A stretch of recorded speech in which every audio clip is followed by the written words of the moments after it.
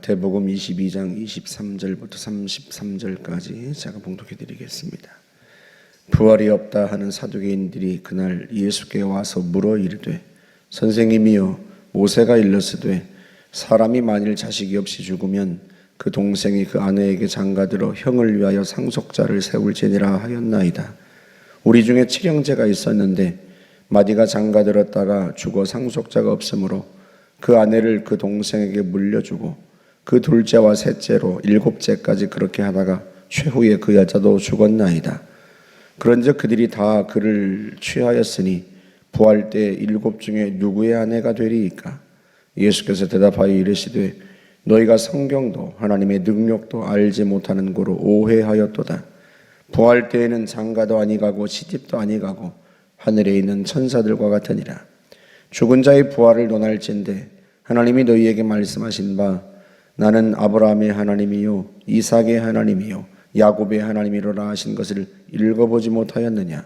하나님은 죽은 자의 하나님이 아니요 살아있는 자의 하나님이시니라 하시니 무리가 듣고 그의 가르치심에 놀라더라. 아멘.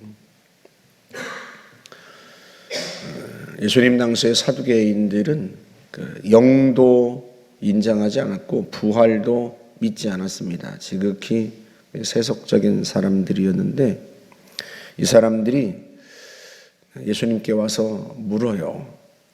부활이 없다는 것을 자기들 나름대로는 이런 식의 이야기로 예수님께 항변하는 거죠.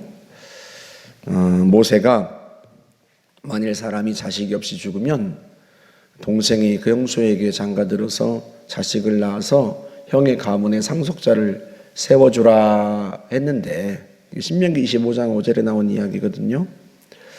형사 취수제라고 하고 룻기에 보면 그 얘기가 나오죠. 고엘 제도라고 이렇게 불렀는데요. 이스라엘에서는 반드시 아들을 낳아서 그 가문을 잇게 했단 말이죠. 그런데 형제 중에 누가 자식이 없이 죽으면 그 형제의 가문이 끊어지는 거잖아요. 그래서 다른 형제가 그 형수와의 관계를 통해서 형의 자식을 아들을 낳아줘서 그렇게 해서 형의 가문이 이어지도록 그렇게 하는 거죠. 그걸 예로 들어서 일곱 형제가 다 그 한 여인과 결혼했으면 부활 때 누구의 아내가 될 겁니까? 말도 안 되는 얘기 아닙니까? 그러니 부활이 없는 거죠. 이런 식의 이야기예요, 사두개인들은. 예수님께서 너희가 성경도 오해하고 하나님의 능력도 몰라서 그런 얘기를 하는구나 하고 오히려 책망하십니다. 그래서 부활 때에는 결혼한 일이 없고 천사와 같다 이렇게 말씀하시곤 진짜 중요한 얘기를 하세요. 32절에 그 얘기 나오죠. 나는 아브라함의 하나님이요 이삭의 하나님이요 야곱의 하나님이라 하신 것을 읽어보지 못했느냐. 같은 본문을 다루고 있는 마가복음이나 누가복음에는 모세가 가시나무 떨기에 관해 쓴 글에서 이런 표현이 덧붙여 있어요. 그러니까 하나님께서 호렙산 가시나무 떨기 가운데서 모세에게 나타나셨을 때 하신 말씀이에요. 이게 나는 아브라함의 하나님, 이삭의 하나님, 야곱의 하나님이다 하고 모세에게 자신을 소개할 때 하신 말씀이란 말이죠. 예수님이 이 말씀을 하시면서 하나님은 죽은 자의 하나님이 아니요 살아있는 자의 하나님이시다. 그러니까 모세에게 하셨던 말씀 그대로 아브라함과 이삭과 야곱이 죽은 자가 아니고 하나님 앞에 살아있다. 그런 의미입니다. 모세 시대에는 모세 당시에는 이미 오래전에 아브라함과 이삭과 야곱이 죽은 자일지 모르지만 그들이 다 하나님 앞에 살아있다. 그래서 하나님은 죽은 자의 하나님이 아니고 살아있는 자의 하나님이다. 이렇게 말씀하세요. 누가복음 20장에는 한 구절이 덧붙어 있습니다.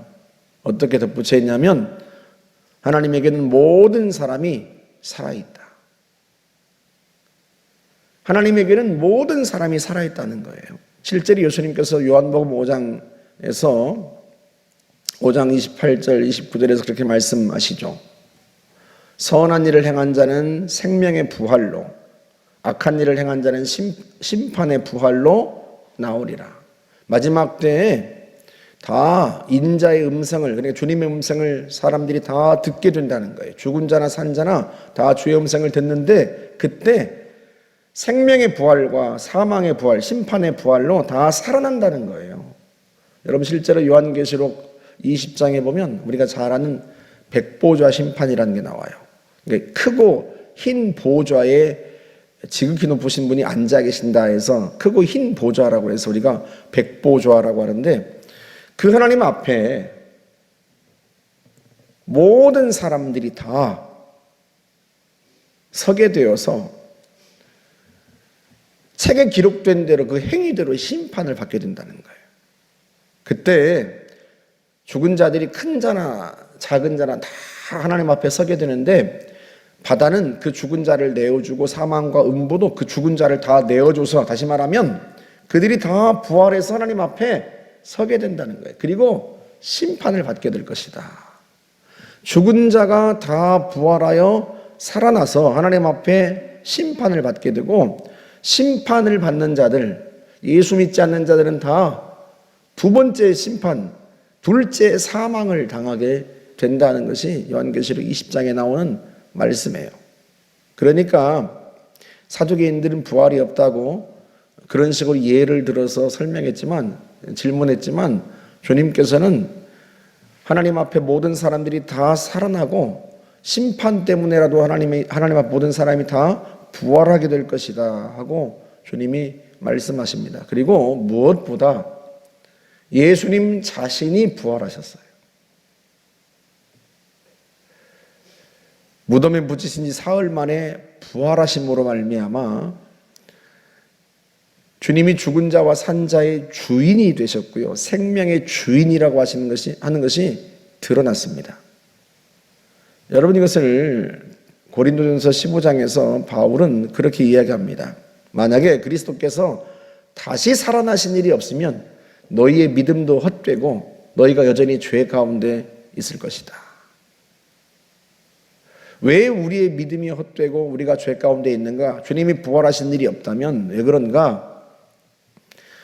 죄는 무엇을 가져왔어요? 사망을 가져왔습니다. 아담과 하와에게 주님이 명령하셨던 것, 너희가 그것을 먹는 날엔 반드시 죽으리라. 그런데 아담과 하와가 하나님의 명령을 어김으로 말미암아 죽음이 이 땅에 왔어요. 죄의 삭은 사망이다 하고 말씀하십니다. 그런데 예수께서 그 죽음 가운데서 부활하지 않으셨다면,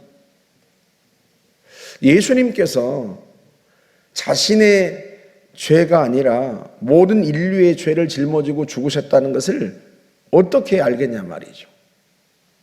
예수님께서 자기 죄 때문에 죽은지 어떻게 알겠어요? 여러분, 이사야 53장에 나오는 유명한 그 이사야의 예언은 그 대목을 우리에게 상기시켜 줍니다. 750년 전에, 예수님이 탄생하시기 750년 전에 이사야를 통해서 하나님이 예언하게 하셨는데, 우리는 생각하기를 그가 하나님께 징벌을 받아 매를 맞는다고 생각했다는 거예요.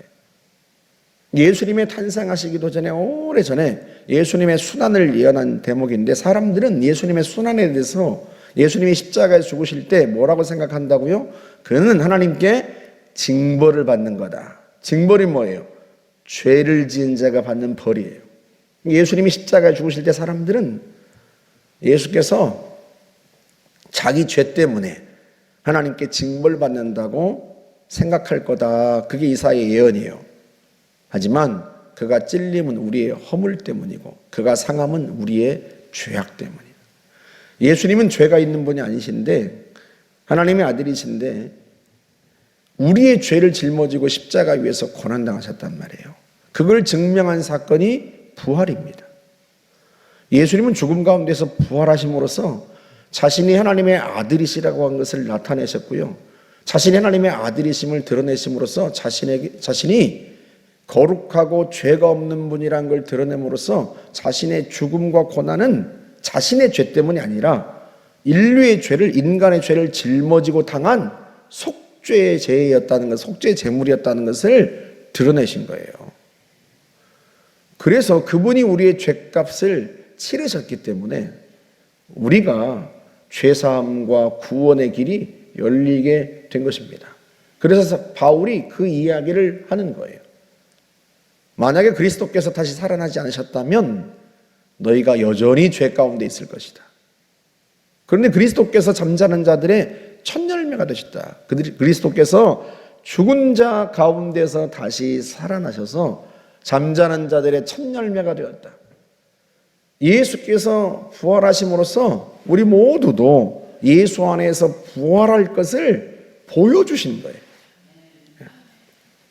그래서요, 오늘날도 어떤 사람들은 사두개인들처럼 부활이 없다고 생각합니다. 심지어 예수를 믿는다고 하는 사람들 중에서도요, 어떤 사람들은 예수님의 부활을 믿지 못한다고 그렇게 이야기를 합니다. 그러나 바울이 이야기한 것처럼 부활이 없다면 우리의 믿음도 헛되고 우리가 여전히 죄 가운데 있을 것이고 하나님의 심판을 면하지 못할 거예요. 그래서 예수님께서 요한복음 11장 25절에서 말씀하신 거예요. 나는 부활이요 생명이니 나를 믿는 자는 죽어도 살겠고. 예수를 믿는, 부활이신 주님을 믿는 모든 사람들은 죽어도 살 것이다. 다시 부활할 것이다. 살아서 나를 믿는 자는 영원히 죽지 아니하리라. 우리에게 뭐가 있다는 거예요? 영생이 있다는 거예요. 영생, 영원한 생명, 죽음을 이긴 부활 생명이 우리 안에 있다는 것입니다. 우리는 다 그 부활이 일어날 걸 기대하고 살아갑니다.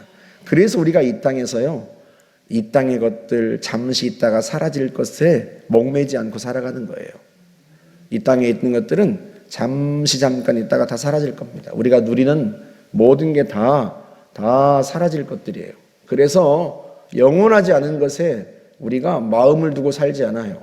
우리는 영원한 하나님의 나라에서 우리에게 주어질 그 영광을 바라보면서 산단 말이죠. 그 영광이 너무나 놀랍고 크기 때문에 바울은 그 영광을 위해서 이 땅에서 모든 것을 다 분토처럼 여기고 오직 그 영광을 바라보면서 살았단 말이죠. 그걸 주님께서 친히 부활로 보여주셨어요. 그러니 저와 여러분들이 주님 안에서 우리가 다시 부활할 것을 기대하고 이 땅에서 주님이 말씀하신 대로, 주님이 말씀하신 그 선한 일이란 예수 안에서 살아가고 예수를 통해서 하나님의 나라를 추구하며 사는 삶을 의미합니다. 그러면 우리가 생명의 부활로 주 앞에 서게 될 것이고 그 영광을 누리게 될 줄로 믿습니다. 함께 기도하겠습니다. 하나님 감사합니다. 우리가 다 주의 날에 부활하여 영광스러운 하나님의 보좌 앞에 서게 될 것입니다. 그날을 사모하고 기대하며 영원한 생명이 우리 안에 있음을 확신하고 전능하신 주님, 주께서 맡겨주신 일들을 잘 감당하는 저희 모두 되게 하여 주옵소서. 감사드리며 예수님의 이름으로 기도하옵나이다. 아멘.